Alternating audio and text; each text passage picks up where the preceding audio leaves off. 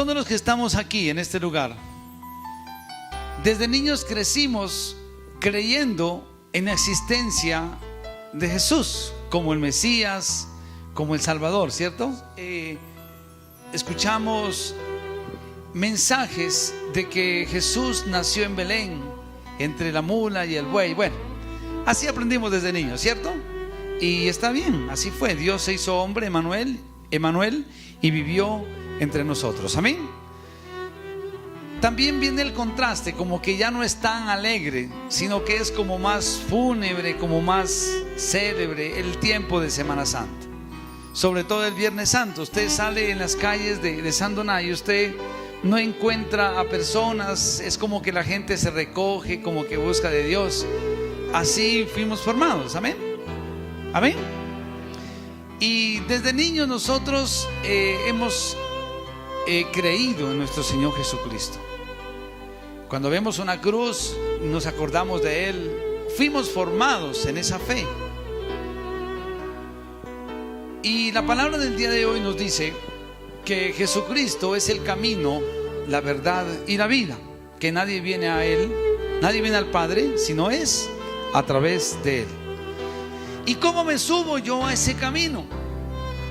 Lo primero que debemos hacer nosotros para montarnos en ese camino del Evangelio rumbo a la salvación es reconocer nuestra situación de pecadores. Romanos capítulo 3 versículo 10 dice: no hay ni un justo, no hay ni uno que haga lo bueno. Todos pecaron y por tanto fueron destituidos de la gloria de Dios. Todos los que estamos aquí somos pecadores. El primer requisito para usted poder montarse al camino de salvación es reconocer su condición de pecadores, de pecador. Amén. Amén. Dice la palabra del Señor, Romanos capítulo 6 versículo 23: por cuanto la paga del pecado es muerte. Cuando uno reconoce que es un pecador, uno sabe que está separado de Dios. Aquí está el camino. Entonces, ¿quiénes le entran al camino? ¿Quiénes se suben al camino? Muchas personas se justifican a sí mismos y dicen: vea, yo me gusta ayudar a los pobres, yo no mato, yo no le hago mal a nadie, y se justifican delante de Dios. Ellos no entran al camino por cuanto se justifican a sí mismos.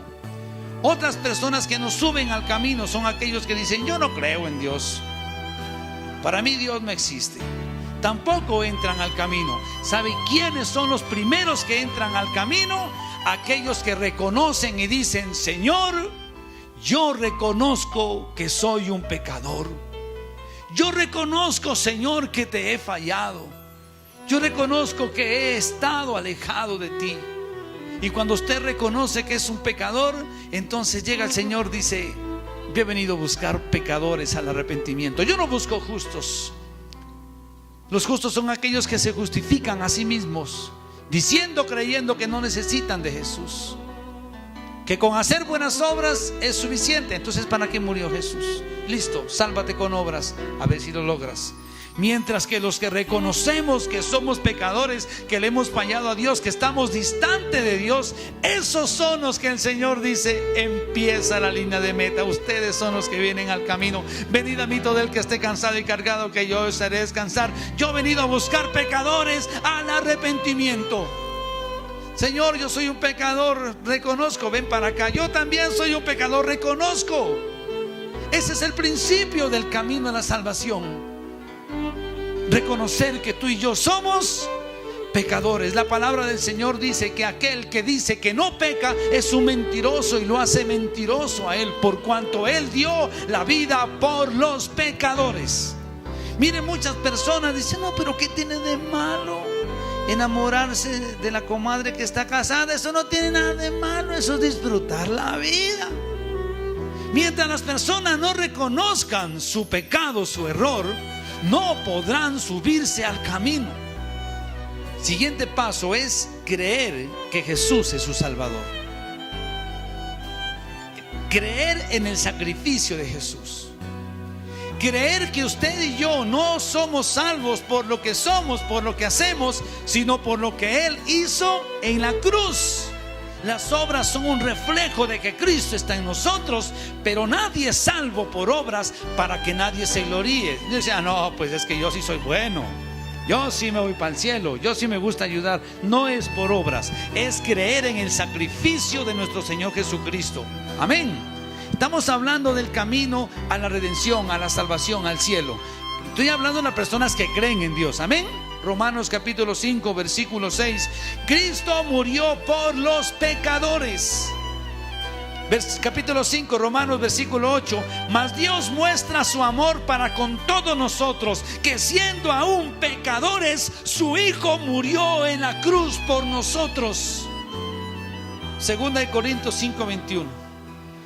Al que no conoció pecado, por nosotros se hizo pecado, para que nosotros fuésemos hecho justicia de Dios en él.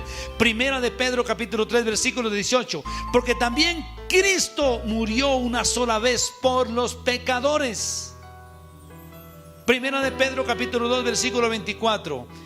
Quien llevó él mismo nuestros pecados sobre el cuerpo, sobre el madero, para que nosotros, estando muertos por causa del pecado, vivamos para Dios en la justicia, por cuya herida fuiste sano. Él es el Cordero de Dios que derramó su sangre para la expiación del pecado del hombre. O sea, Él fue el Cordero inmolado en la Pascua, su sangre fue derramada, y todos aquellos que son cubiertos con la sangre de Cristo, la muerte no entrará en ellos como cuando pasó en Egipto, que el espíritu de muerte llegaba y cuando veía la sangre sobre esas puertas no entraba. Y la sangre de Cristo es lo que ese derramamiento de la sangre de Cristo es lo que a nosotros nos salvó. Por eso es que decimos que hay poder en la sangre de Cristo. Sin derramamiento de sangre no había perdón de pecados. Era necesario que Cristo Jesús derramara su sangre en la cruz. La sangre significa vida, y la vida, y en esa sangre de Jesús, ahí estaba la vida del mismo Dios, porque Jesús es Dios. Dios dio su vida por nosotros los pecadores. Fue su propia sangre derramada. Efesios capítulo 1 versículo 7. En quien tenemos redención por su sangre, el perdón de pecados según la riqueza de su gracia. Inmerecido perdón por ser pecadores, pero su amor es tan grande que dio su vida para que nuestros pecados sean perdonados. Hebreos capítulo 13 versículo 12. Por lo cual también Jesús, para santificar al pueblo mediante su propia sangre, padeció fuera de la puerta. Jesús dio su vida por mí sin merecerlo. Usted y yo debimos estar crucificados ahí por pecadores, pero cuando usted acepta en su corazón ser un pecador, usted se para frente a Jesús y Jesús le dice: hijo mío, yo derramé mi sangre por ti.